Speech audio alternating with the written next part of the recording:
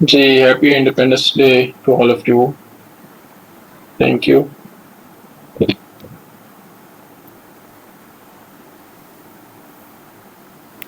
تو last lecture میں ہم نے ورلڈ وار سے ریلیٹڈ چیزیں پڑھی تھیں اور اس میں ہم نے دیکھا تھا کہ ورلڈ وار 2 جیسی اینڈ ہوئی تو یو ایس ہسٹری میں ایک نیا جو دور سٹارٹ ہوا وہ کولڈ وار سے ریلیٹڈ تھا اور اس میں اس کے اوریجنس کو ہم نے دیکھا بریفلی اور پھر جو اس کے مین ایونٹس تھے ان کو ہم نے دیکھا کہ کیا اس میں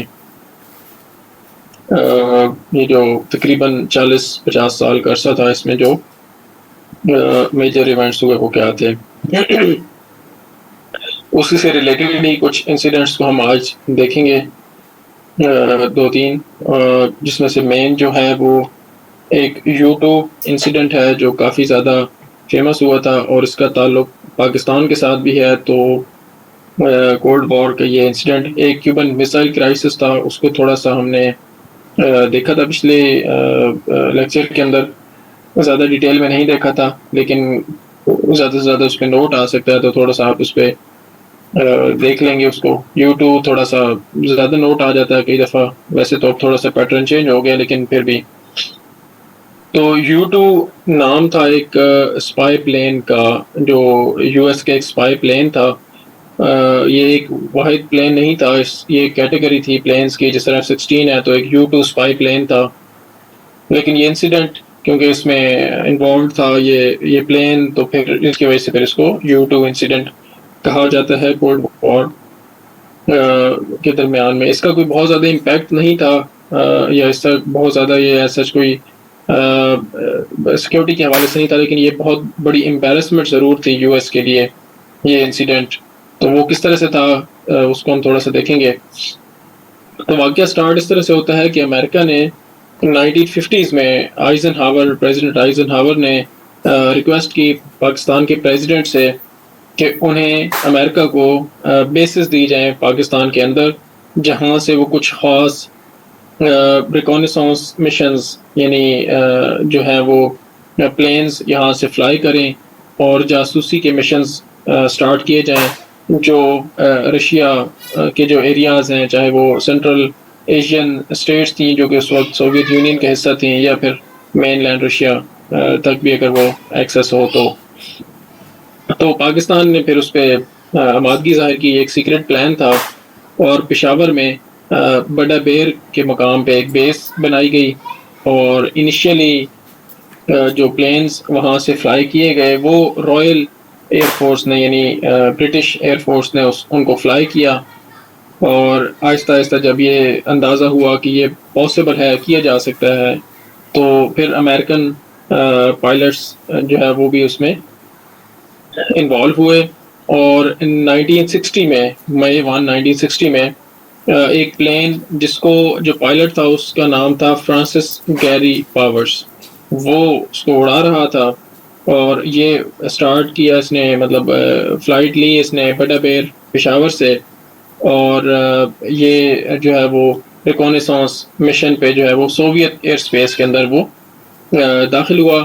اور جو امریکہ کا خیال تھا وہ یہ تھا کہ ایک جو یہ U2 پلین ہے وہ 70,000 فیٹ کے اوپر فلائی کرے گا, تو یہ سوویت ریڈار سسٹمز جو امریکہ کا یعنی نالج تھا ان کے بارے میں یہ تھا کہ وہ 70,000 تک ان کی رینج نہیں ہوگی تو وہ ڈیٹیکٹ نہیں کر سکیں گے اس پلین کو.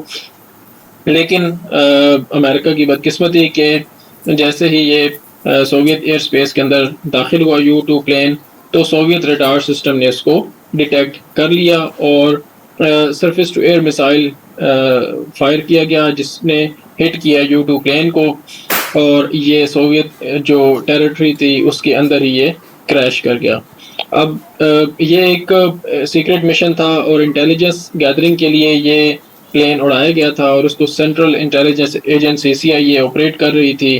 تو اوبویسلی یہ ایک ہاسٹائل مشن تھا, یہ کوئی نارمل مشن تو نہیں تھا. ایک دوسرے ملک کی پراپرٹی ٹیریٹری کے اندر آپ اس طرح سے ایسپیوناج کر رہے ہیں, ریکونیسانس مشن آپ اس طرح سے کیری آؤٹ کر رہے ہیں, تو obviously ایک انٹرنیشنل لا کی بھی خلاف ورزی تھی اور سوورینٹی کے خلاف تھی یہ چیز. تو اس کی وجہ سے پھر ظاہر ہے ایک بہت بڑا ایشو تھا جس کو بہت زیادہ سیریس لیا سوویت یونین نے, اور اس وقت انہوں نے ظاہر نہیں کیا کہ جو ہے وہ پائلٹ ان کے پاس ہیں یا وہ پائلٹ کی ڈیتھ ہو گئی ہے یا پائلٹ جو ہے وہ کس کنڈیشن میں ہے, یا پلین کا جو ملبہ ہے کیا وہ سوویت اتھارٹیز نے اس کو کیپچر کر لیا یا نہیں کر لیا. تو یو ایس کو یہ اندازہ تو ہو گیا کہ پلین ہمارا جو ہے وہ مسنگ ہے, لیکن ان کو یہ اندازہ نہیں ہوا کہ پلین کس کنڈیشن میں ہے یا سوویتس کے پاس کتنی انفارمیشن ہے پلین کے حوالے سے یا پائلٹ کے حوالے سے. تو سوویتس کو یہ تھوڑا سا ایج حاصل تھا کہ ان کو اس کے بارے میں آئیڈیا تھا, جبکہ امریکنس کو اس کے بارے میں آئیڈیا نہیں تھا.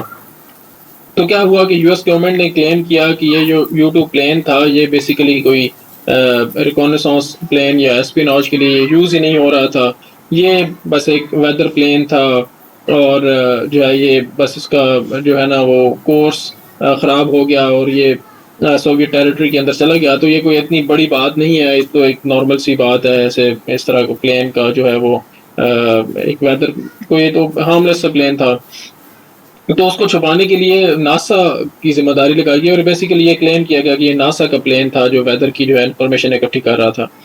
تو ناسا نے کیا کیا, ایک کور اپ کرنے کے لیے, ڈرامہ کرنے کے لیے, رچانے کے لیے ایک اور U-2 پلین کو پینٹ کیا گیا اور اس کو بھی اسی طرح سے پریزنٹ کیا گیا کہ وہ ویدر کی انفارمیشن کے لیے یہ دیکھیں جی یہ پلین بھی ہمارا اسی طرح سے U-2 ہے اور یہ ویدر کی انفارمیشن اکٹھی کرتا ہے, یہ تو ناسا کا پلین ہے, یہ تو CIA اس کو تو آپریٹ ہی نہیں کر رہی. لیکن دوسری طرف جو سوویتس تھے انہوں نے فرانسس گیری پاورز کو پکڑ دیا ہوا تھا, تو وہ ان کی قید میں تھا, اور اس نے ظاہر ہے پھر ایک پائلٹ جب قید میں ہو تو اس نے چیزیں ڈیٹیلز بتا ہی دینی تھی. دوسرا پھر کیمراز تھے U-2 کے اندر جو امیجز کیپچر کیے ہوئے تھے, وہ بھی اس سے اوبویسلی اندازہ ہو گیا کہ یہ ایک مشن کون سا تھا اس پلین کا. سو کیا ہوا کہ جو اس وقت کے سوویت لیڈر تھے انہوں نے ایک گیم سی پلان سی کی پریزیڈنٹ آئزن ہاور کے ساتھ کہ انہوں نے بتایا نہیں جب تک کہ یہ امریکنز ڈرامہ کر رہے تھے, تو اس طرف سے سوویتس نے ایمبیگوٹی رکھی اور کچھ خاص کلیئرنس نہیں دی. تو جیسے یہ امریکنز نے یہ والے ڈرامہ کیا, یہ ویدر پلین اور اس طرح کی چیزیں جب 4-5 دن کے جو بیانات ہیں چل چکے تھے, تو پھر سوویتس نے بتایا کہ ہمارے پاس پلین بھی ہے, اس کا ملبہ بھی ہے, اور ہمارے پاس پائلٹ بھی الائیو ہے, اور اس نے ہمیں ڈیٹیلز بھی ہمارے پاس ہیں ساری, اور وہ جو مشن تھا اس کے بارے میں بھی ہمیں پتہ ہے. تو اب یہ پریزیڈنٹ آئزن ہاور کے لیے بھی ایک بہت بڑا ایک ڈیلیما تھا.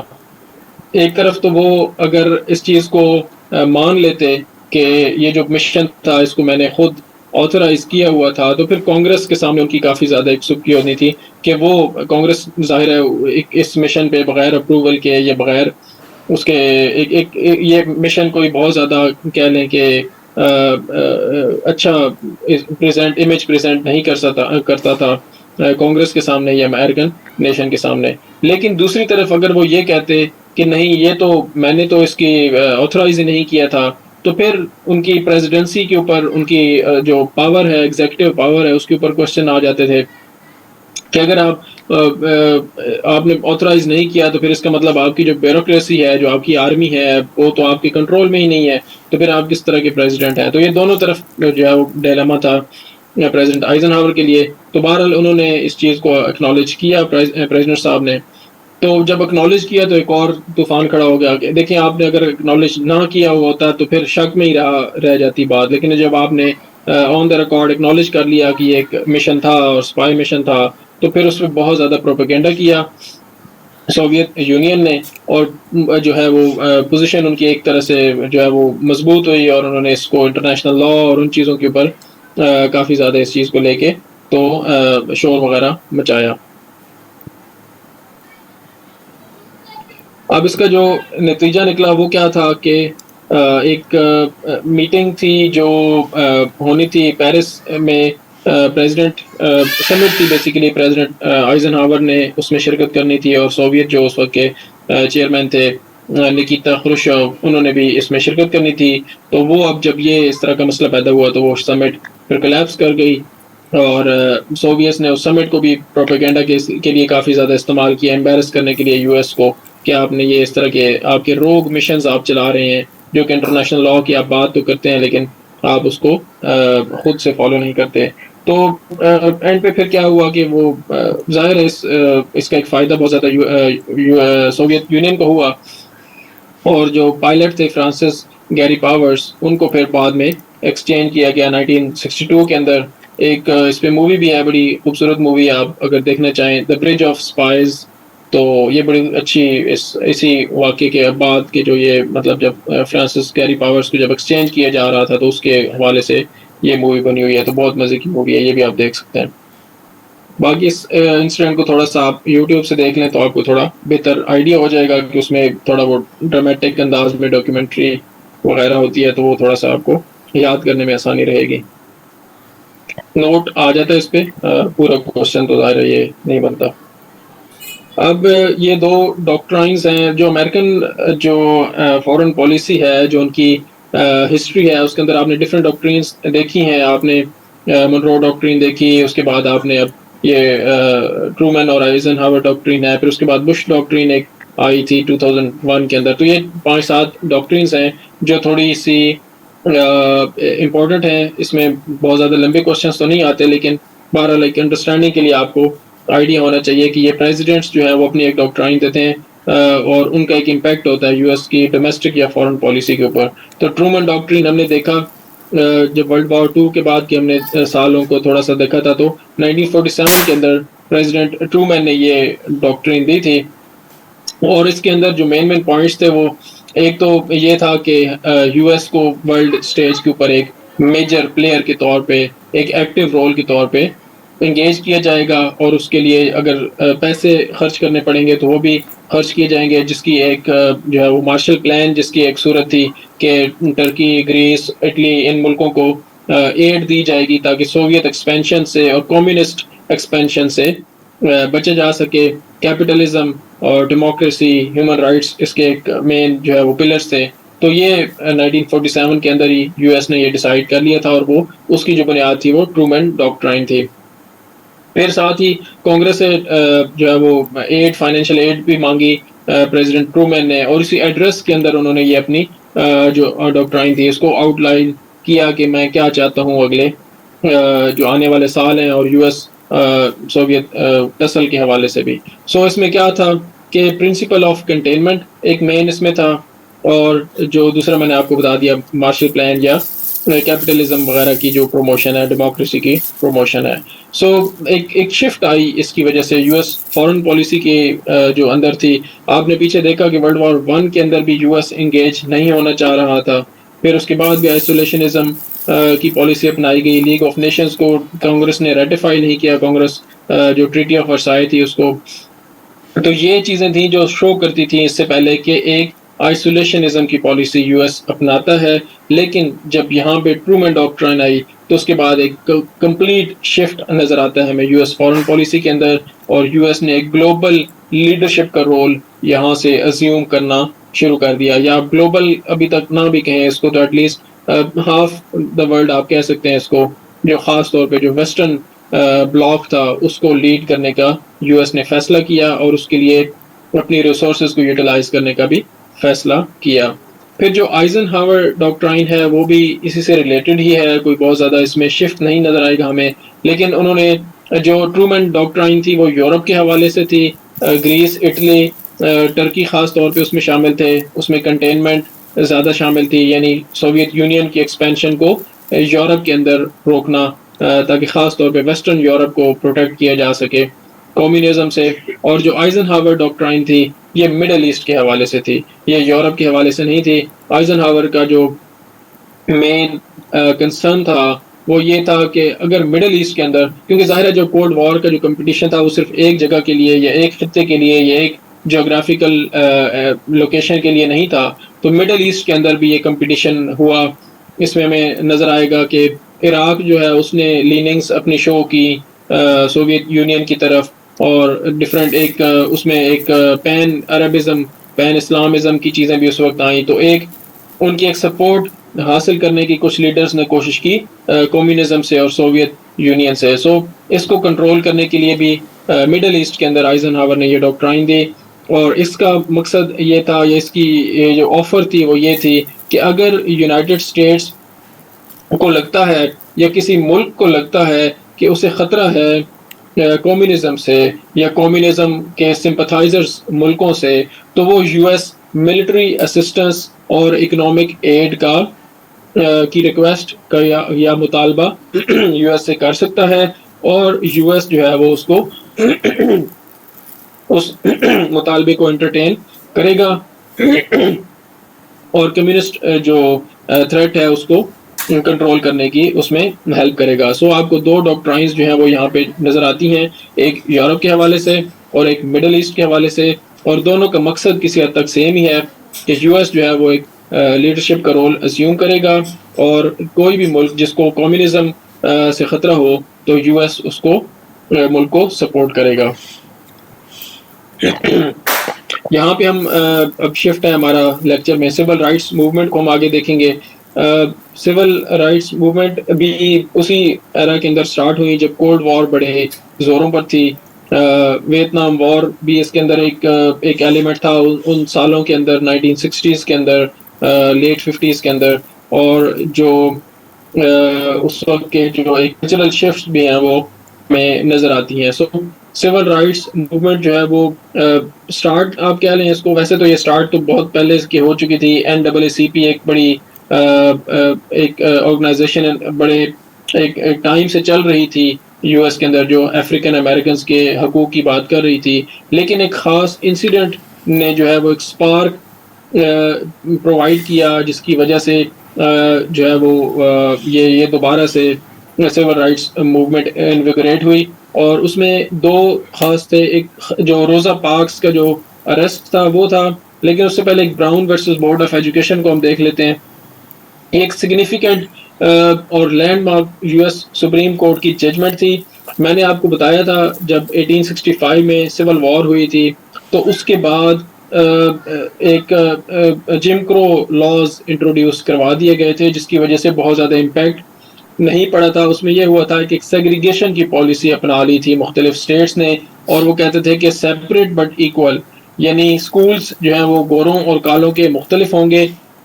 وہ کہتے تھے کہ یہ ایکول ہوں گے, ان کی ریسورسز باقی چیزیں ساری چیزیں برابر ہوں گی. پریکٹیکلی ایسا نہیں تھا, بہرحال تھیوریٹیکلی گورنمنٹ کہتی تھی کہ ہم ایکول اپرچونٹیز گوروں کو بھی دے رہے ہیں, کالوں کو بھی دے رہے ہیں, لیکن ہم ان کو سیپریٹ رکھ رہے ہیں. سو 1950s کے اندر بھی 1954 تک 1960 تک سیپریٹ انسٹیٹیوشنز موجود تھے گوروں اور کالوں کے لیے, اور صرف ایجوکیشن انسٹیٹیوشنز ہی نہیں بلکہ ایون واش رومز وغیرہ دفتروں کے اندر مختلف تھے, ریسٹورینٹس الگ تھے, ایون کسی جو یہ پبلک ٹرانسپورٹ ہے اس میں ریزرو تھی سیٹیں گوروں کے لیے الگ, کالوں کے لیے الگ. تو ایک اچھوت کہہ لیں کہ ان کو سمجھا جاتا تھا کہ جس چیز کو گورا استعمال کر رہا ہے وہ کالا اس کو استعمال نہیں کرے گا. So U S supreme court کے پاس جب یہ کیس گیا تو سیپریٹ بٹ ایکول کا پرنسپل جو تھا یو ایس سپریم کورٹ نے اس کو انلیگل قرار دے دیا گیا.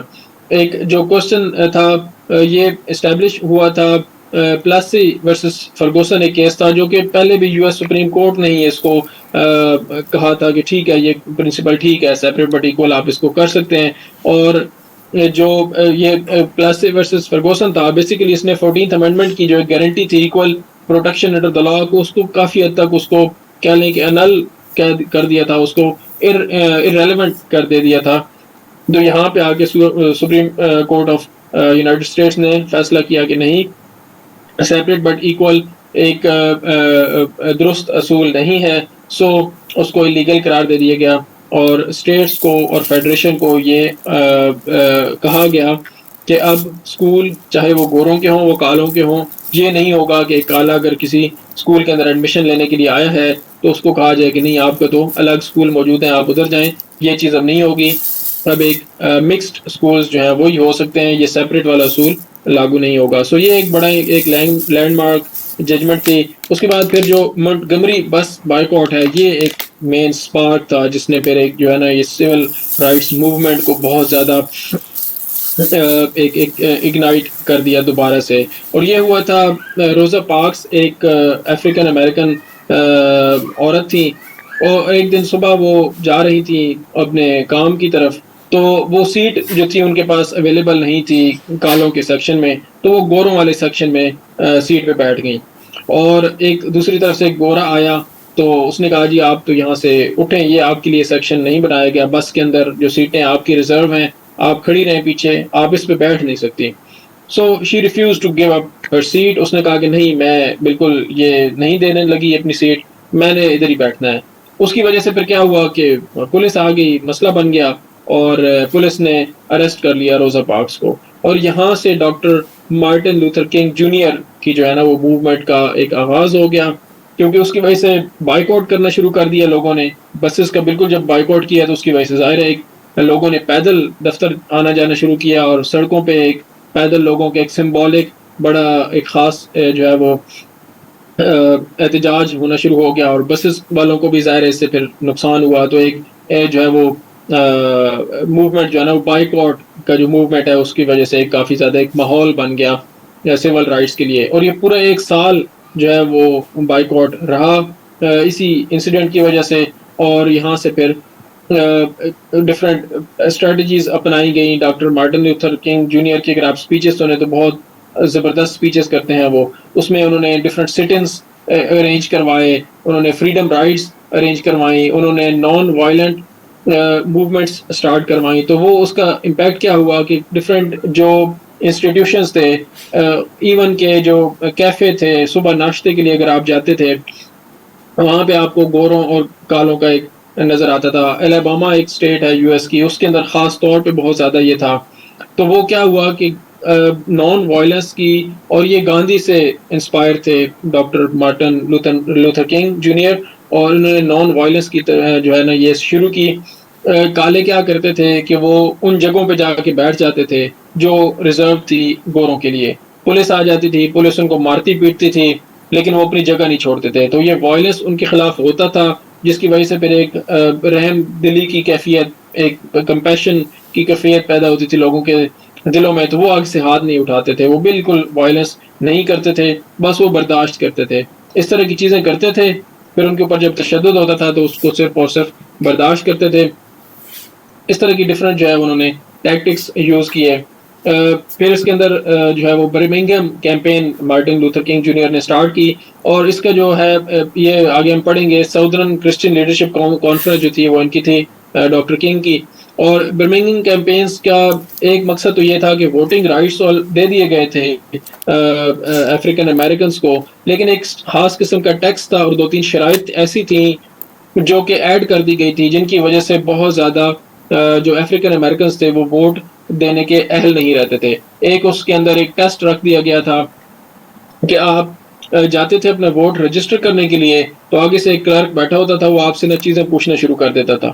تو آپ سے وہ پوچھتا تھا کہ پیسیفک اوشن کی ڈیپتھ بتائیں. اب وہ ایک جو ان پڑھ بندہ تھا یا بندی تھی، وہ اس کے پاس جو اپنا ووٹ رجسٹر کروانے کے لیے جاتی تھی، اور آگے سے ایک گورا بیٹھا ہوتا تھا جو کہ ایک ریسسٹ گورا ہوتا تھا، تو اس کا دل نہیں کرتا تھا کہ میں کالوں کو ووٹ کا حق دوں. تو ان سے ایسے کوشچنس پوچھتے تھے جن کا پاسبل ہی نہیں ہوتا تھا آنسر کرنا. اور اس میں ایک بڑی انٹرسٹنگ سی کہانی تھی، میرے خیال میں یہ ایک مووی میں نے دیکھی تھی، سیلم مارچز کے اندر تھی شاید، وہ مجھے یاد آئی تو میں بتاؤں گا. تو وہ ایک عورت تھی جو بڑے عرصے تک، اس کو بڑے سال لگے تھے، وہ ہر دفعہ جاتی تھی اپنا ووٹ رجسٹر کروانے کے لیے، اور جو ہے وہ آگے سے جو کلرک ہوتا تھا وہ اس کو واپس بھیج دیتا تھا. تو کچھ ایسے لوگ تھے جن کو 15 سال ووٹ کا حق نہیں دیا جاتا تھا، وہ جو کافی وہ اس میں کرتے رہتے تھے، جدوجہد کرتے رہتے تھے، کوشش کرتے رہتے تھے. سمبولیکلی وہ بار بار جاتے تھے آفیسز میں جا کے، کلرک کو بار بار جا کے تنگ کرتے تھے کہ جی ہمارا ووٹ رجسٹر کیا جائے. بہرحال جو ایک سسٹم تھا وہ ان کو سپورٹ نہیں کرتا تھا، اور ایون دو کہ ان کو وہ لیگلی ووٹ کا حق حاصل تھا، ان کو ووٹ کا حق نہیں دیا جاتا تھا. تو یہ برمنگھم کیمپین انہوں نے اس لیے سٹارٹ کی تھی. مارچ آن واشنگٹن تو خیر بہت زیادہ ان کا مشہور ہے، جس کے اندر اسپیچ کی تھی ڈاکٹر کنگ نے، آئی ہیو اے ڈریم. اور یہ اسپیچ ایک one of the best speeches in the history of mankind کے طور پہ آپ اس کو کنسیڈر کر سکتے ہیں، کیونکہ یہ بہت ہی خوبصورت جو ہے وہ اسپیچ ہے ڈاکٹر کنگ کی. بہت اچھے نیریٹر تھے وہ. تو یہ اسپیچ ان کی سب سے زیادہ فیمس ہے، آئی ہیو اے ڈریم. یہ کس لیے تھا؟ یہ اس میں جو ہے وہ کافی ساری چیزیں جو کافی سارے ان کے مطالبات تھے، ووٹنگ جو ہے وہ اس کو آسان بنانا، اس طریقہ کار کو، اس ٹیکس جو تھا ووٹنگ رجسٹریشن کے اوپر اس کو ختم کرنا، یہ جو ریکوائرمنٹس تھی ان کو ختم کرنا. تو یہ جو ہے وہ کافی ایک فیمس بھی ہے مارچ آن واشنگٹن، اور کافی افیکٹو بھی رہا تھا. اس کی وجہ سے civil rights act civil rights act pass ہوا تھا، جس کے اندر ووٹنگ کے جو حقوق تھے وہ کافی حد تک آپ کہہ سکتے ہیں کہ وہ جو اس کے اندر پرابلمس تھی وہ ان کو ریموو کیا گیا، اور باقی ایک صحیح معنوں میں ووٹنگ کا جو رائٹ ہے وہ افریقن امریکنس کو دیا گیا.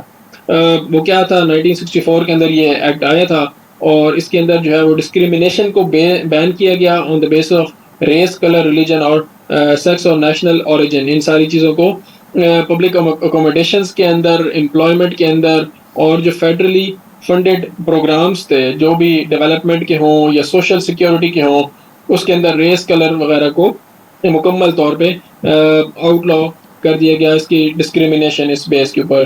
اس کی جو امپیکٹس تھے وہ کافی زیادہ اچھے امپیکٹس آئے، اور اس کا جو کافی زیادہ فائدہ افریقن امریکن کمیونٹی کو ہوا. پھر ووٹنگ رائٹس ایکٹ جو تھا وہ 1965 کا، یہ میں نے آپ کو بتایا کہ یہ ایک ڈسکریمنیشن ہوتی تھی، اس کے اندر وہ انہوں نے کافی ساری چیزیں جو ریکوائرمنٹس رکھی تھیں وہ پھر اس ووٹنگ رائٹس ایکٹ کی وجہ سے پھر ختم کی گئیں، اور جو یہ ٹیکٹکس تھے ان کو جو ہے وہ ریموو کیا گیا تاکہ صحیح معنوں میں ووٹنگ کا حق دیا جا سکے افریقن امریکنس کو، بلیکس کو. سلما ٹو منٹگمری مارچز تھے جی، یہ جو میں نے جو مووی بتائی میرے خیال میں سلما مارچ ہے شاید، میں پھر کسی ٹائم آپ کو بتا بھی دوں گا. سلما جو ہے وہ الاباما کے اندر ایک ٹاؤن تھا اس وقت، جو وہاں سے ڈاکٹر کنگ نے جو ہے وہ شروع اس لیے کیا تھا کہ کیونکہ الاباما وہ واحد کہہ لیں یا وہ سب سے کنزرویٹو اسٹیٹ تھی جس نے سب سے زیادہ ریزسٹ کیا تھا اس سیگریگیشن کے خاتمے کو، اور گوروں اور کالوں کو جو برابری کے حقوق دینے کو سب سے زیادہ جس اسٹیٹ نے ریزسٹ کیا تھا وہ الاباما اسٹیٹ تھی. یہ ساؤدرن اسٹیٹ ہے، ورجینیا سے نیچے آتی ہے میپ میں اگر آپ دیکھیں تو، اور اس کا گورنر بہت زیادہ ریسسٹ تھا، جس کی وجہ سے پھر ڈاکٹر کنگ نے فیصلہ کیا کہ وہ سب سے جو ریسسٹ اسٹیٹ سمجھی جاتی ہے وہیں سے اس کا آغاز کریں گے.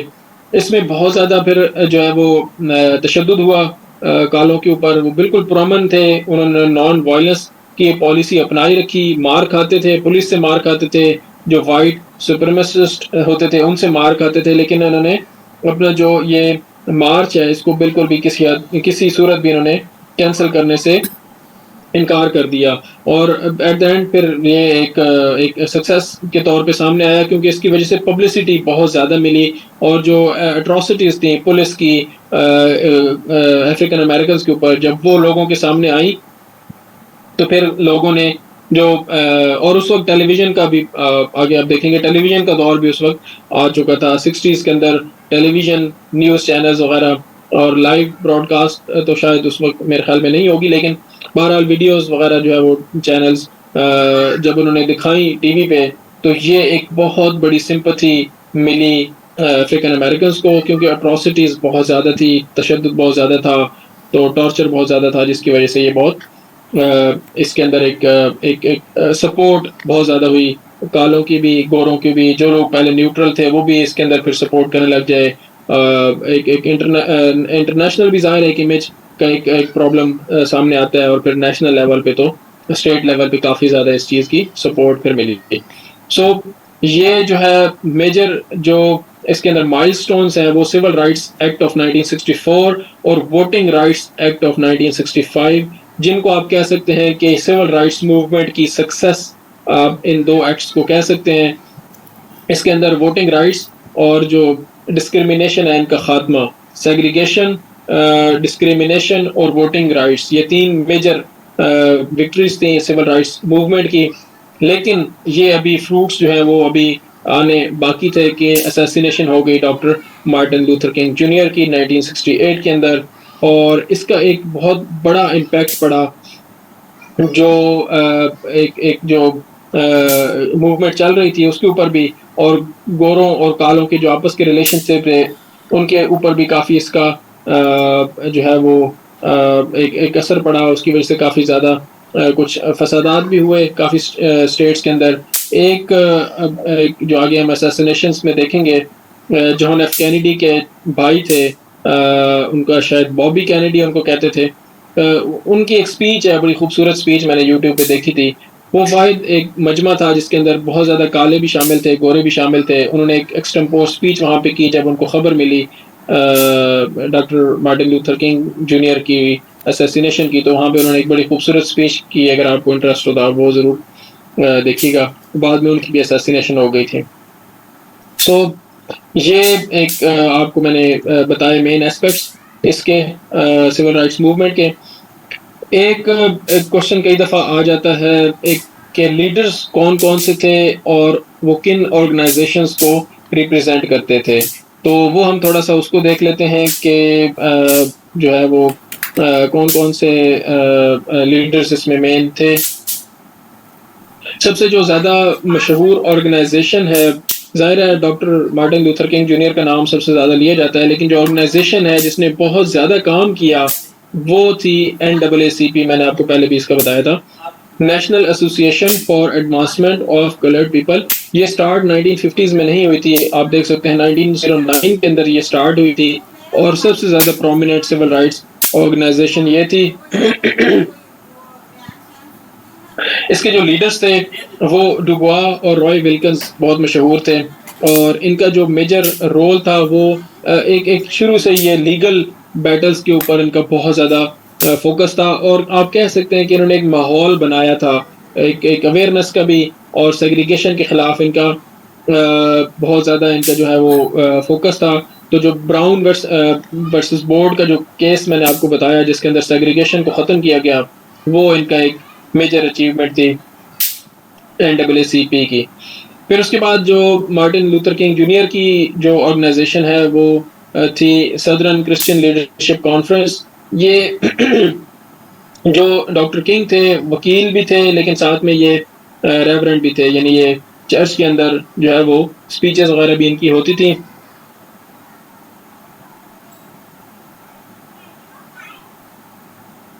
تو اس لیے ان کا جو آرگنائزیشن ہے وہ اس لیے اس کے اندر ایک کرسچین کا نام بھی ہے، اور یہ باقی ریلیجیس اس کے اندر ایک ایلیمنٹ شامل تھا.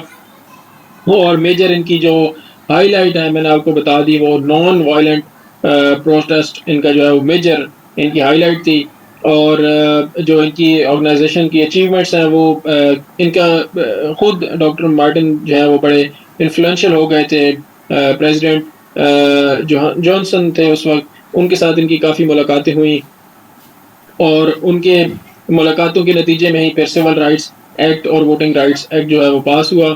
تو جو ان کی جو اچیومنٹس ہیں وہ ہیں، اور جو ان کی جو آپ کہہ لیں کہ جو ان کی کیمپینز ہیں وہ منٹگمری بس بائیکاٹ کے اندر انہوں نے لیڈ کیا تھا، اور برمنگھم کیمپین ان کی، اور سلما مارچز بھی ان کے جو ہے وہ مین کنٹریبیوشنز تھے. پھر اسٹوڈنٹ نان وائلنٹ کوآرڈینیٹنگ کمیٹی ایک بنی تھی.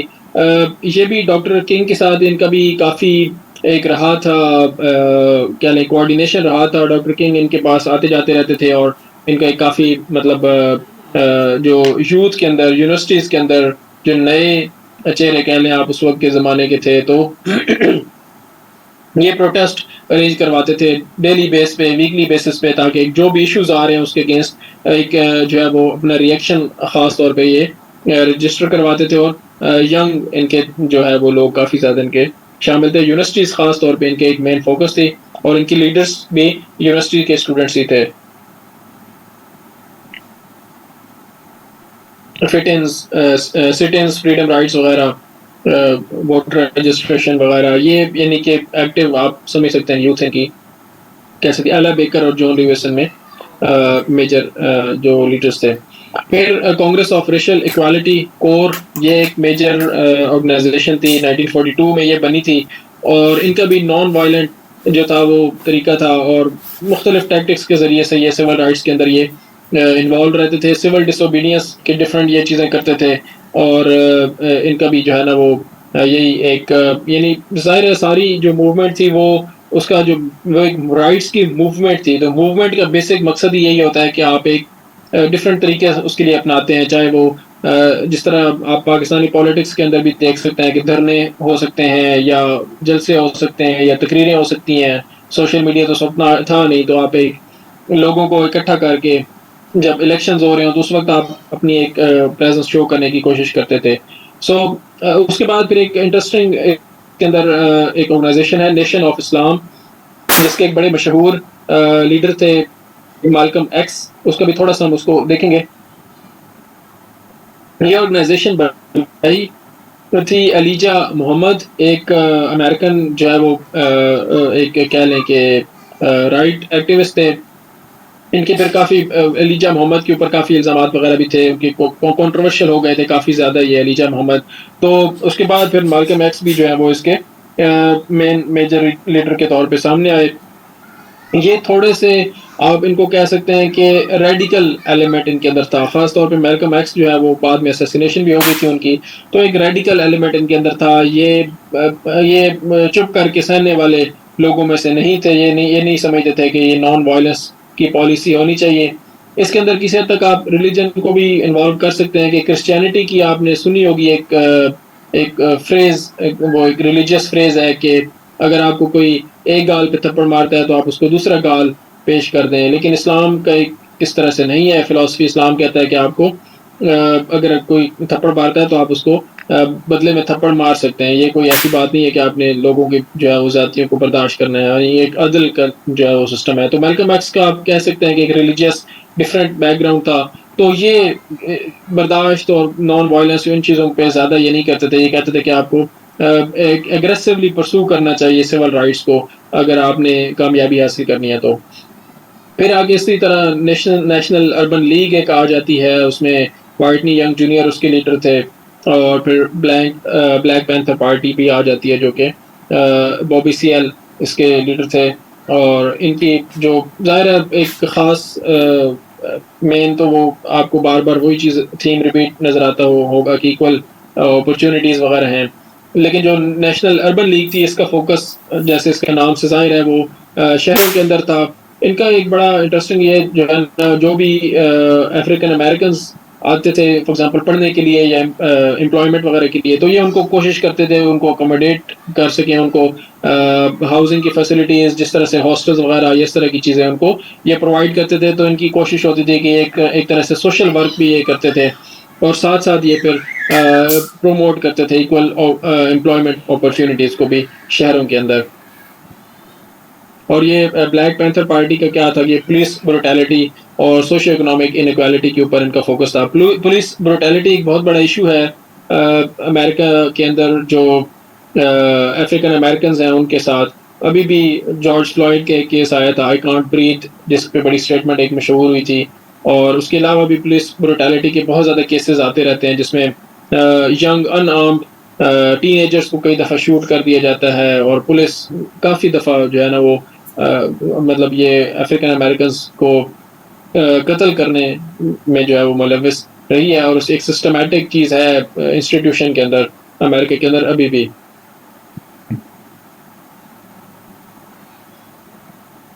پھر لیڈرز میں جو دو لیڈرز ہم تھوڑا سا ڈیٹیل میں دیکھیں گے، اس میں میلکم ایکس ہے جس پہ کئی دفعہ نوٹ آ جاتا ہے پیپر میں. یہ کون تھے جی؟ میلکم لٹل پیدا ہوئے تھے 1925 میں. نیبراسکا اسٹیٹ ہے یو ایس کی، اوماہا اس کی سٹی ہے. یہ بھی اگین ایک کرزمیٹک لیڈر تھے، بڑے اچھے اوریٹر تھے، بولتے بڑا اچھا تھے، اور ایک جوشیلے کارکن بھی تھے اور جوشیلے لیڈر بھی تھے. ان کا جو ایک کہہ لیں کہ سب سے مین رول تھا وہ ینگ لوگوں کے ساتھ تھا، اور ان کا فوکس بھی ینگ لوگ ہوتے تھے. اور یہ انہوں نے جب آبزرو کیا کہ جو کرائم ہے وہ بہت زیادہ ہے افریقن امریکن کمیونٹی کے اندر، بلیک امریکنز کے اندر، اور جو ہے وہ وائٹس جو ہے ان کا اتنا زیادہ نہیں ہے کرمنل ایکٹیویٹیز کے اندر پرسنٹیج وائز. تو انہوں نے پھر اس کے جو ہے نا وہ ڈفرینٹ فیکٹرز کو دیکھا. ایک طرف تو انہوں نے دیکھا کہ یوتھ کو انوالو کیا جائے پازیٹیو ایکٹیویٹیز کے اندر، اور دوسری طرف انہوں نے یہ بھی دیکھا کہ یہ صرف یوتھ کی غلطی نہیں ہے، یہ سسٹمک پرابلم بھی ہے.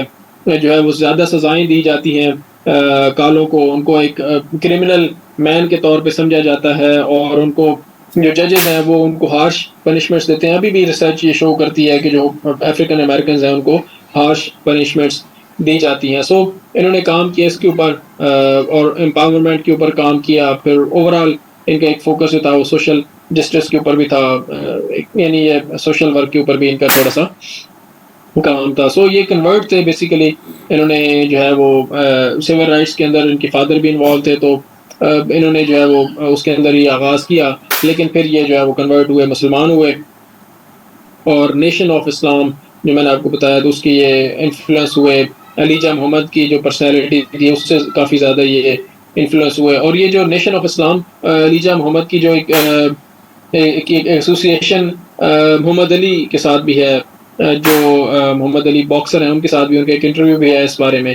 پہلے تو وہ کافی زیادہ ان کے ساتھ انوالو ہوئے تھے نیشن آف اسلام اور علیجہ محمد کے ساتھ، لیکن بعد میں پھر وہ ان سے الگ ہو گئے. انہوں نے ان کو کیونکہ تھوڑا سا یہ ریڈیکل ایلیمنٹ تھا اور وہ اس چیز کو پسند نہیں کرتے تھے. تو بہرحال محمد علی کی بھی ایک بڑی ایک ہسٹری ہے، اس کو بھی آپ لازمی دیکھیے گا. اس کے سول رائٹس موومنٹ جب آپ تیار کر رہے ہوں، انہوں نے بھی انکار کر دیا گیا تھا ویتنام وار کے اندر پارٹیسپیٹ کرنے سے، اور وہ سمجھتے تھے کہ یہ ہمارے جو افریقن امریکنز بچوں کو یہاں پہ تو رائٹس دے نہیں رہے اور ان کو لڑنے کے لیے بھیج دیا جاتا ہے ویتنام کے اندر اور وہاں پہ پڑھ رہے ہیں.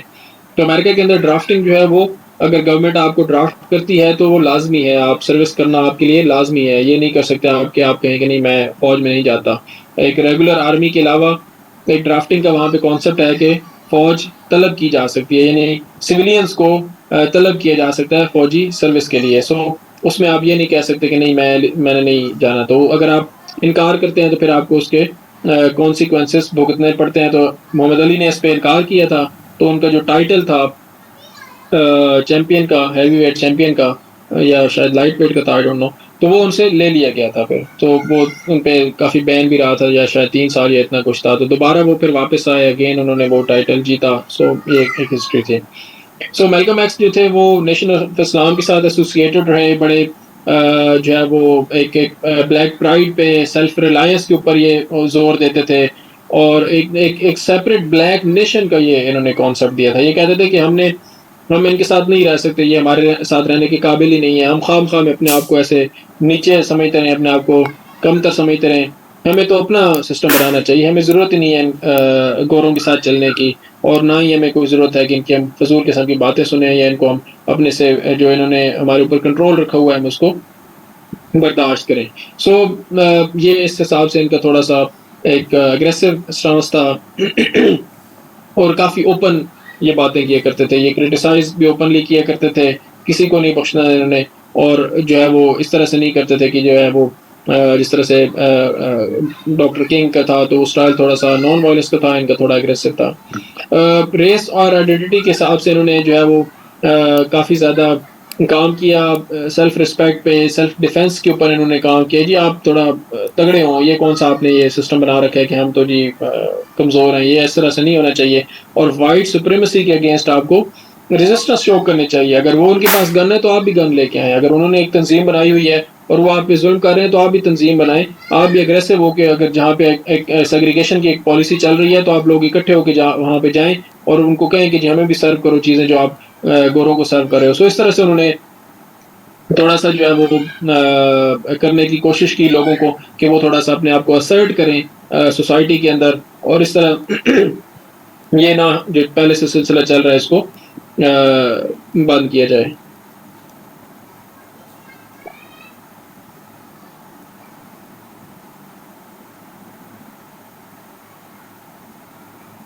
سو جو بعد کی ان کی زندگی ہے وہ تھوڑی سی اس میں ان کا ایک نظر آتا ہے ہمیں. علیجہ محمد سے انہوں نے ایسوسیٹ کیا اپنے آپ کو تھوڑا سا، اور نیشن آف اسلام سے تھوڑا سا انہوں نے جو ہے وہ ان کی جو میں نے آپ کو بتایا تھا کہ علیجہ محمد تھوڑے کنٹروورشل ہو گئے تھے، ان کی کچھ ذاتی ایشوز تھے، کچھ ویمن رائٹس کے حوالے سے بھی کچھ ایشوز تھے.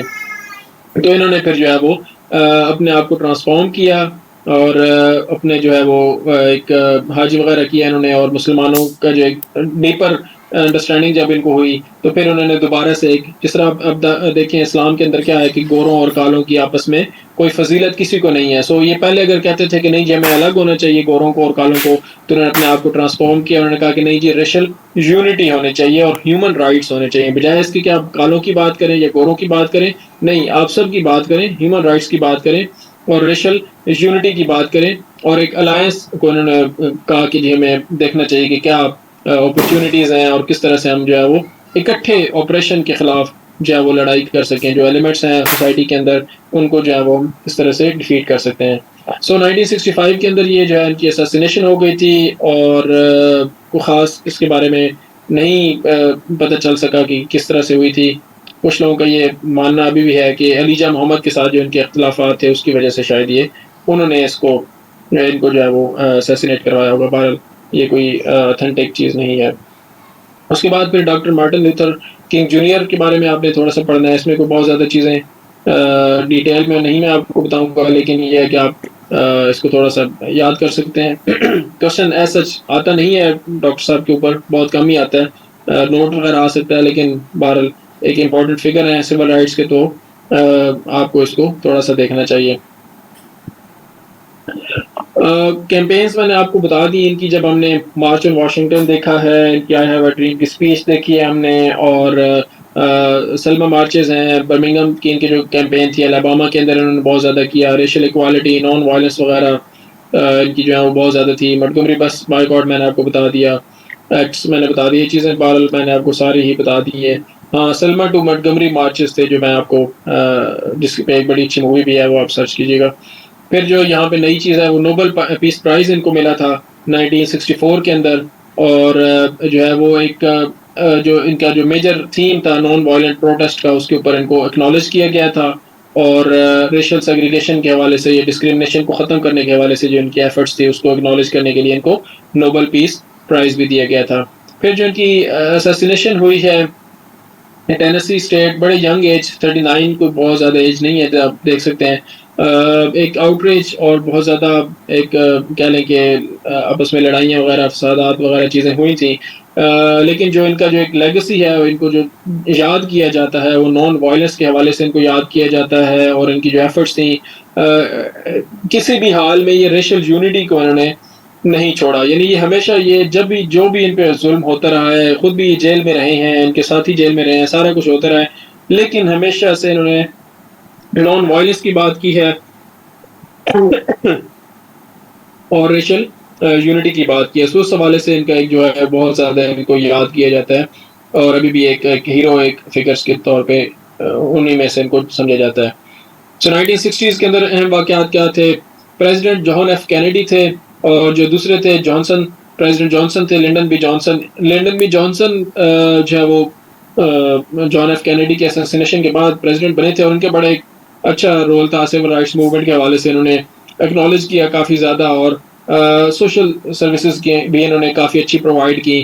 تو اس حوالے سے ویتنام وار کے حوالے سے کافی زیادہ ان کے اوپر کریٹیسزم ہے, لیکن جو دوسری چیزیں ہیں یعنی social justice, social equality, social security کے جو معاملات ہیں, لوگوں کو ہیلتھ کیئر کی فیسلٹیز ہیں, تو یہ انہوں نے کافی زیادہ اس میں کام کیا تھا, جس کی وجہ سے ان کو بہت اچھے طریقے سے اس حوالے سے یاد کیا جاتا ہے.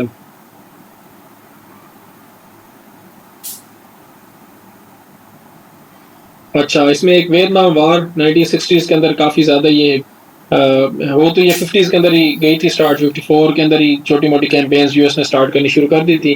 تو بہرحال ویتنام وار جو ہے وہ 1960s کے اندر بہت زیادہ اس کا چرچا رہا تھا, کیونکہ 60s جو تھا وہ ایکٹیویزم کا ڈیکیڈ تھا, سول رائٹس موومنٹ بھی اس کے اندر بہت زیادہ تھی, ویمن جو ہے فیمنزم بھی اس کے اندر پیک پہ تھا, ایک کاؤنٹر کلچر کی فضا بھی تھی. تو ویتنام وار کا جو ہے 60s کا ایک خاص پیک ہے ایریا تھا, کیونکہ ایرا تھا. اس کے بعد پھر یو ایس نے کافی زیادہ اس کو کم کرنا بھی شروع کر دیا تھا. پھر کاؤنٹر کلچر کا میں نے آپ کو ذکر کیا, فیمنزم کا بھی میں نے ذکر کیا. بیٹی فرائیڈن جو ہے ان کی بک آئی تھی دا فیمنن مسٹیک 1963 کے اندر, جس سے سیکنڈ ویو آف فیمنزم اس کو شروع ہوئی تھی اس بک کی وجہ سے, اور جو ہے اس کے اندر ایک اور ڈفرینٹ جو ہے وہ ایسپیکٹس ایڈ ہو گئے. ایک لبرل فیمنزم بھی اس کے اندر آ گیا تھا, اور ریڈیکل فیمنزم. سو وہ موومنٹس جو تھی وہ کافی زیادہ یہاں پہ چل رہی تھیں. پھر 60s کے اندر اسپیس ریس تھا، ہم نے اپولو 11 وہ مشن تھا جس نے 1969 کے اندر مون لینڈنگ کی تھی. جو چیزیں ہم پڑھ رہے ہیں وہ تھوڑا سا ایونٹس کے حوالے سے ہیں، تو اس لیے اس میں بہت زیادہ ڈیٹیل نہیں ہے، میں آپ کو بس ایک انفارمیشن کے حوالے سے چیزیں بتا رہا ہوں. اساسینیشنز ہوئی، جان ایف کینیڈی جو پریزیڈنٹ تھے 63 کے اندر ان کی، میلکم ایکس کی 65 کے اندر، مارٹن لوتھر کنگ جونیئر کی 68 کے اندر، اور سینیٹر رابرٹ ایف کینیڈی جو بھائی تھے جان ایف کینیڈی جن کی میں نے آپ کو اسپیچ کا ذکر کیا تھوڑی دیر پہلے، ان کی بھی پھر اساسینیشن ہو گئی تھی مارٹن لوتھر کنگ جونیئر کی اساسینیشن کے کچھ ٹائم بعد ہی. سو یہ 4 بہت پرومیننٹ قسم کی اساسینیشنز تھیں جو 1960s کے اندر ہی ہوئی تھی.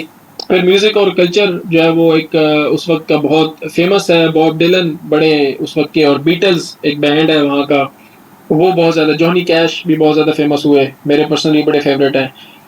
ایک خاص قسم کا میوزک جو ہے وہ راک اینڈ رول کا، اور ایک فیسٹیولز کا، ایک ہپی کلچر ڈیولپ ہوا ہے 60s کے اندر. اس میں میروانا کو بڑی ایک اہمیت حاصل تھی، اور ایک ایکسپلوریشن اور آپ کو سیر کرنے کی اور گھومنے کی، اور اس طرح سے جو فیسٹیولز کی جو ہے وہ فضا بہت زیادہ تھی. اور ساتھ ہی اس کے اندر اینٹی وار سینٹیمنٹ بہت زیادہ تھا، تو ایک لبرل جو یوتھ تھی خاص طور پہ یونیورسٹیز کے اندر، یا جو ینگ لوگ تھے وہ اس چیز کو زیادہ پسند کرتے تھے. راک اینڈ رول اور ساتھ میں ہپی کلچر، ایک بڑا انٹرسٹنگ سا ایک مکس جو ہے اس دور میں اسٹارٹ ہوا تھا. پھر اسٹوڈنٹ ایکٹیویزم اگین وہی آ جائے گی. سول انٹرسٹ بھی اس کے اندر بہت زیادہ تھا، جو ظاہر ہے آپ کی ایک موومنٹس کافی ساری چل رہی تھی، تو ایک سول انٹرسٹ تو اس کا ایک آٹومیٹک کانسیکوینس ہونا ہی تھا.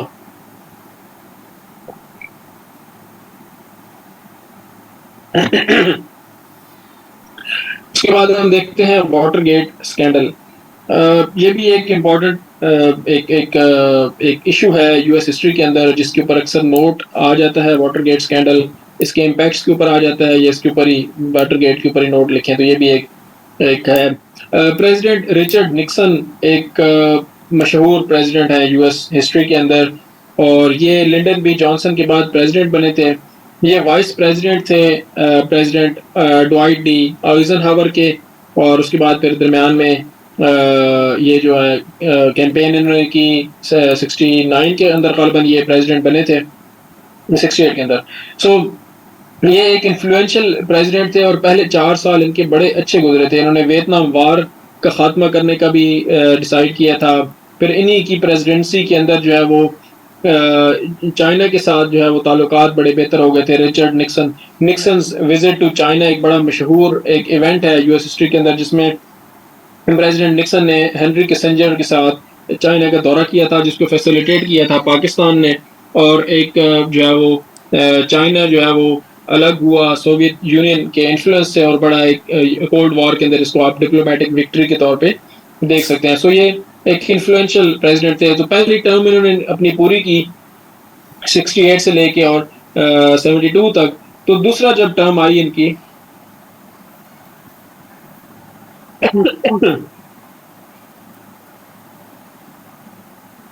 تو ان کا ایک تھوڑا سا ایک شیڈی سائڈ کہہ لیں اس کو، یا ڈارک سائڈ ان کی یہ تھی کہ جو ہے نا یہ اپوننٹس کو تھوڑا سا ڈپلومیٹکلی چیزوں کو نہیں کرتے تھے، کچھ بیک ڈور سے اور اس طرح سے چیزیں کرتے تھے. تو انہوں نے ایک خاص ٹیم رکھی ہوئی تھی وائٹ ہاؤس کے اندر، جن کو کہتے تھے دا پلمبرز. تو اس کے اندر ڈفرینٹ لوگ تھے، ایکس سی آئی ایجنٹس 2-3 انہوں نے شامل کیے ہوئے تھے، اور باقی ان کے آپریٹیوز اور وہ چیزیں، یہ چھوٹے موٹے کام اس طرح کے کرتے تھے جو جس میں پریزیڈنٹ صاحب کو لگتا تھا کہ یہ چیزیں جو ہیں وہ کنٹرول میں نہیں آ رہی، تو یہ کچھ ان پلمبرز کی خدمات لیتے تھے جو ایکسٹرا چیزیں کر لیا کرتے تھے، انلیگل قسم کی جو ہے وہ ایکٹیویٹیز کیے کرتے تھے. تو یہ جو ہے نا یہ ایک پولیٹیکل اسپیناج کے انہوں نے ایک پہلے سے یہ کام رکھا ہوا تھا، جن کا مقصد یہ تھا کہ جو ہے وہ کوئی کنورسیشنز ہوئی ہیں یا کوئی انفارمیشن ہے تو ان کو لیکس کو روکا جا سکے، میڈیا کو تھوڑا بہت ہینڈل کیا جا سکے، اور پولیٹیکل جو اپوننٹس ہیں ان پہ نظر رکھی جا سکے. سو نکسن کی ری الیکشن کی کیمپین سٹارٹ ہوئی 1972 کے اندر. تو اس میں یہ پلمبرز کا جو ہے نا یہ رول کافی سامنے آیا. ان کے جو ایک 2 لوگ تھے، گورڈن لیڈی اور ہاورڈ ہنٹ، یہ 2 ہاورڈ ہنٹ جو تھے اس میں یہ 2 بندے بڑے مین تھے.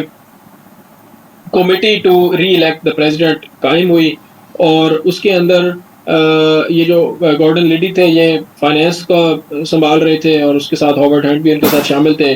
تو ان کو کہیں ذہن میں کہیں خیال آیا کہ کیوں نہ ہم جو ڈیموکریٹک نیشنل کانگریس ہے, یعنی جو کمیٹی ہے, سوری, جو ڈیموکریٹک پارٹی کی جو واٹر گیٹ بلڈنگ کے اندر ان کا جو دفتر ہے اس کے اندر اپنے بندے بھیج کے اور وہ جو پلاننگ ان کی چل رہی ہے وہ اس کو ذرا وہاں سے چیک کر کے آئیں کہ وہ کیا چیزیں پلان کر رہے ہیں, ان کے ڈاکومنٹس کو فوٹو کاپی کر لائیں اور اس کے اندر جو ہے وہ وائرز وغیرہ ان کے فون کو ٹیپ کریں, فون کے اندر ڈیوائس بگنگ ڈیوائسز انسٹال کریں تاکہ وہ جو کچھ بھی ان کے کمیونیکیشن جو ان کا پلان چل رہا ہے وہ سارا ہمیں پتہ چلتا رہے. سو یہ 5 لوگ جو ہے وہ داخل ہوئے. واٹر گیٹ کمپلیکس تھا, اس میں ہوٹل بھی تھا, اس میں دفاتر تھے جس کا نام ہے واٹر گیٹ اسکینڈل. یہ کوئی اس کا ابھی بھی گیٹ کے جو اسکینڈل آپ کے سامنے آتے ہیں, جس طرح پاناما گیٹ آ گیا یا اس طرح کے گیٹ ساتھ لگا دیتے ہیں, تو یہ نام یہاں سے شروع ہوا تھا واٹر گیٹ سے. واٹر گیٹ بیسیکلی ایک بلڈنگ کا نام تھا جس کے اندر ڈیموکریٹک پارٹی کا دفتر تھا. سو 5 لوگ داخل ہوتے ہیں دفتر کے اندر. وہ وہاں پہ اپنی ایکٹیویٹیز ان کی چل رہی تھیں کہ باہر سے ایک گارڈ آ جاتا ہے جو چیک کرتا ہے, رات کو پھر رہا ہوتا ہے اس کمپلیکس کے اندر. تو وہ ایک ٹیپ لگی ہوئی تھی ایک دروازے کے اوپر. اس گارڈ نے وہ ٹیپ دیکھی, اس نے کہا کہ یہ ٹیپ تو یہاں پہ نہیں ہونی چاہیے تھی, یہ دروازہ یہاں پہ کھلا ہوا ہے اور اس کے اوپر یہ ٹیپ لگا کے اس کو انہوں نے جو گارڈ لگایا ہوا ہے, تو یہ تو مجھے لگتا ہے کہ کوئی یہاں پہ مسئلہ ہے.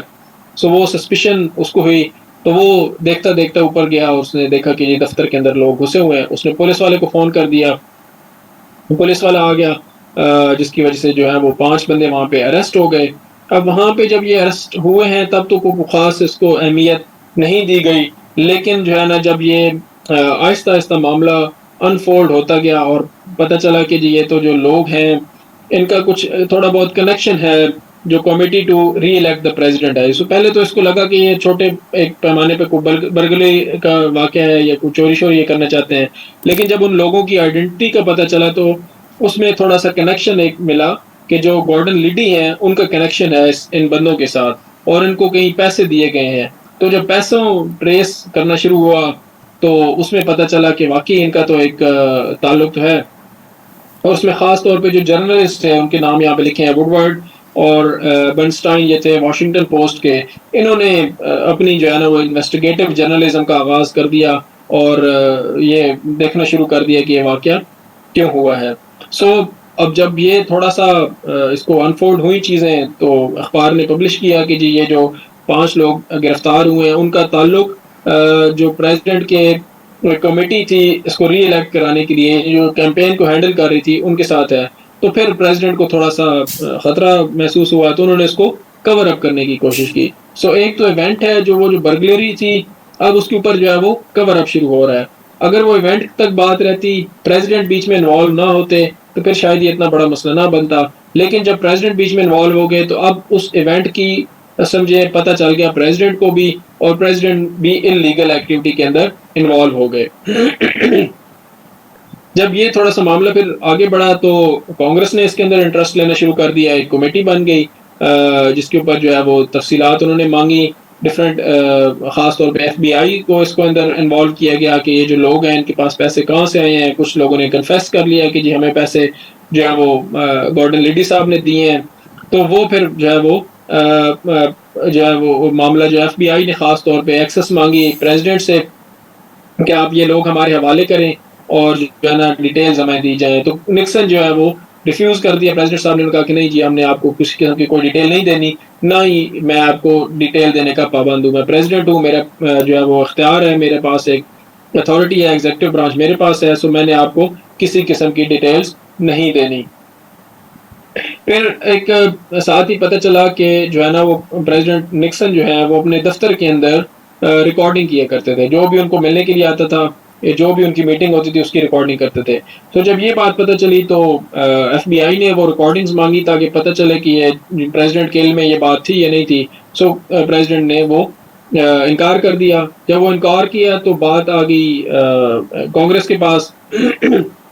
اب بیچ میں ایک سیٹرڈے نائٹ میسیکر اس کو بولتے ہیں, بیسیکلی میسیکر تو نہیں تھا لیکن بہرحال امریکنس کے آپ کو پھر عادت اندازہ شاید ہو جائے جب آپ ہسٹری کو تھوڑا ڈیٹیل میں ان کے پڑھیں تو ہر چیز کو ایک بڑا نام دینے کی کوشش کرتے ہیں. سو پریزیڈنٹ نے کیا کیا کہ پروسیکیوٹر کو نوکری سے فارغ کر دیا. پروسیکیوٹر ان کی بات نہیں مان رہا تھا.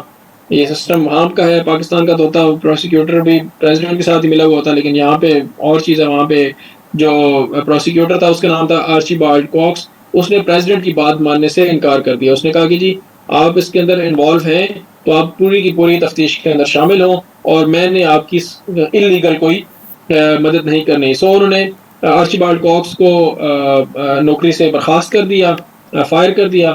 ان کی جگہ پہ جو نائب پروسیکیوٹر بنے انہوں نے بھی اپنا ریزائن لکھ کے دے دیا, یعنی کوئی پروسیکیوٹر بننے کو تیار بھی نہیں تھا. سو اس کو سیٹرڈے نائٹ میسیکر کہتے ہیں کہ اس رات میں 4-5 لوگوں نے ریزائن کیا, کچھ کو نوکری سے نکالا گیا, جس کی وجہ سے پھر لوگوں کے اندر بہت زیادہ ایک غم و غصہ آیا کہ پریزیڈنٹ اس طرح سے کیوں کر رہے ہیں, وہ اپنی اتھارٹی کو کیوں اس طرح سے ایکسپلائٹ کر رہے ہیں, کیوں اس طرح سے یوز کر رہے ہیں. سو کانگریس نے پھر جو ہے وہ سکروٹنی شروع کر دی, اور جو ہے وہ ہاؤس جوڈیشری کمیٹی, اگر آپ کو یاد ہو ہم نے پڑھا تھا کہ جو امپیچمنٹ کا پروسیس جب سٹارٹ ہوتا ہے تو ہاؤس آف ریپرزینٹیٹیوز کے اندر ہاؤس جوڈیشری کمیٹی امپیچمنٹ کی جو ٹرمز ہیں اس کو طے کرتی ہے.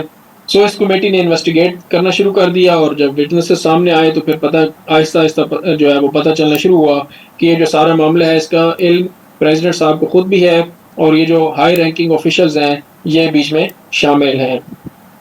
اب جو وہ سیکرٹ ٹیپس تھیں پریزیڈنٹ صاحب وہ دے نہیں رہے تھے, سو اس میں یو ایس سپریم کورٹ کو انوالو کرنا پڑا. ان کے پاس جب کیس گیا تو انہوں نے پریزیڈنٹ کو یہ ریفیوز کر دیا, رائٹ کو انہوں نے ایکنالج کرنے سے انکار کر دیا کہ جی آپ ایک پریزیڈنٹ ہیں اور آپ کی ایگزیکٹو پاورز ہیں. تو سپریم کورٹ نے حکم دیا کہ آپ ان ٹیپس کو ریلیز کریں. اس کے اندر ایک ٹیپ کا نام رکھا گیا اسموکنگ گن, اور وہ اسموکنگ گن کیوں کی تھی, اس میں نکسن نے ڈسکس کیا تھا کہ سی آئی اے کو ہم استعمال کرتے ہیں, نیشنل سیکیورٹی کا بہانہ بناتے ہیں اور ایف بی آئی کے کام کو روک دیتے ہیں. تھوڑا فرق ہے, ایف بی آئی جو ہے وہ امریکہ کے اندر اس کی جورسڈکشن ہے, اور جو سی آئی اے ہے اس کی جورسڈکشن امریکہ سے باہر ہے. سو سی آئی اے امریکہ کے اندر آپریٹ نہیں کرتی انلیس کہ کوئی ایسپیوناج کا مسئلہ ہو یا کوئی اس طرح کا ایشو ہو جس کے اندر انٹرنیشنل چیز انوالو ہو, ادروائز ایف بی آئی ہینڈل کرتی ہے. سو پریزیڈنٹ نے کیا کیا, کرنے کی کوشش کی کہ سی آئی اے کو انوالو کر کے ایف بی آئی کے کام کو روکا جائے. جب یہ چیز سامنے آئی تو پھر کانگریس اور مکمل طور پہ جو اس کی اپنی پارٹی تھی ریپبلکن پارٹی, انہوں نے بھی پریزیڈنٹ کا ساتھ دینے سے انکار کر دیا, اور جو ہاؤس تھا اس کے اندر بھی سینٹ کے اندر بھی پریزیڈنٹ نکسن کے خلاف لوگ اٹھ کے کھڑے ہوئے. انہوں نے کہا کہ یہ چیز غلط ہے, ہم اس کا ساتھ نہیں دیں گے, چاہے ہماری پارٹی کے ہی یہ پریزیڈنٹ ہیں, ہم اس کا ساتھ نہیں دیں گے. سو امپیچمنٹ کا جو ہے وہ خطرہ پیدا ہو گیا, اور امپیچمنٹ سے ریموول کا خطرہ پیدا ہوا تو پریزیڈنٹ نکسن نے اپنے آپ کو ایک تقریر کی انہوں نے اور ریزائن کر دیا. یہ فرسٹ اور واحد یو ایس پریزیڈنٹ ہیں جنہوں نے اپنے آفس سے ریزائن کیا ہے. ابھی تک اس کے علاوہ کوئی اور پریزیڈنٹ ایسے نہیں ہیں جنہوں نے ریزائن کیا ہو. ان کے بعد وائس پریزیڈنٹ آئے جیرلڈ فورڈ, انہوں نے پریزیڈنٹ نکسن کو معافی دے دی, کیونکہ پریزیڈنٹ کا اختیار ہوتا ہے وہ اس کے پاس یہ ایک الگ سے یہ چیز دی گئی ہے, پاکستان کے آئین کے اندر بھی ہے. سو انہوں نے معافی دے دی پریزیڈنٹ نکسن کو, اور ان کے اوپر کرمنل پروسیڈنگز نہیں ہوئی. اب یہ جو ایونٹ تھا اس کی وجہ سے لوگوں کا ٹرسٹ کافی زیادہ ایروڈ ہوا. لوگوں نے دیکھا کہ یہ تو ہمارے جو پولیٹیکل ایلیٹ ہے وہ کس طرح سے کام کرتی ہے, ہمارا پریزیڈنٹ جو ہے وہ کس طرح سے یہ چیزیں کر سکتا ہے, سی آئی اے کو یوز کر رہا ہے, بیچ میں اپنے بندے رکھے ہوئے ہیں پلمبرز جن کو بولے تھے, اور اس طرح کی چیزیں کرتے رہتے ہیں. تو پھر وہ ایک ٹرسٹ جو تھا وہ کافی زیادہ شیک ہوا امریکن پبلک کا. لیکن جب پریزیڈنٹ کا ریزگنیشن ہوا تو ایک طرح سے آپ کہہ سکتے ہیں کہ ایک پازیٹیو چیز اس لیے تھی کہ جو سپریشن آف پاورز کا جو پرنسپل تھا وہ ہولڈ کیا, کہ کانگریس جو تھی اس کے پاس ایک خاص اختیار تھا, دوسری طرف یو ایس سپریم کورٹ کے پاس تھا, ایک طرف ایگزیکٹو تھا. تو ایگزیکٹو کے پاس جو اختیارات تھے ان کو کنٹین کرنے کی ایک یہاں پہ ایک ثبوت سامنے آیا کہ جو سپریشن آف پاورز کا جو ایک اصول ہے وہ نہ صرف ویلڈ ہے بلکہ فنکشنل ہے. سو ایک جو ہے آپ کے پاس ایک پازیٹیو یہاں پہ چیز یہ ہمیں نظر آتی ہے. چلیں جی آج کے لیے اتنا ہی. نیکسٹ میں ہم 1970s کو دیکھیں گے, اور بس تقریباً ہم لوگ کنٹمپریری ایشوز کے پاس پہنچ چکے ہیں, تو اس میں ہم دیکھیں گے کہ آج کل کے ایشوز جو ہمارے سے دور سے ریلیٹڈ ہیں وہ کون سے ہیں. اور ابھی کے لیے آپ لوگ جو ہے وہ کوشچنس کر سکتے ہیں، اپنا مائک اوپن کر لیں اگر آپ کے ذہن میں کوئی کوشچن ہو.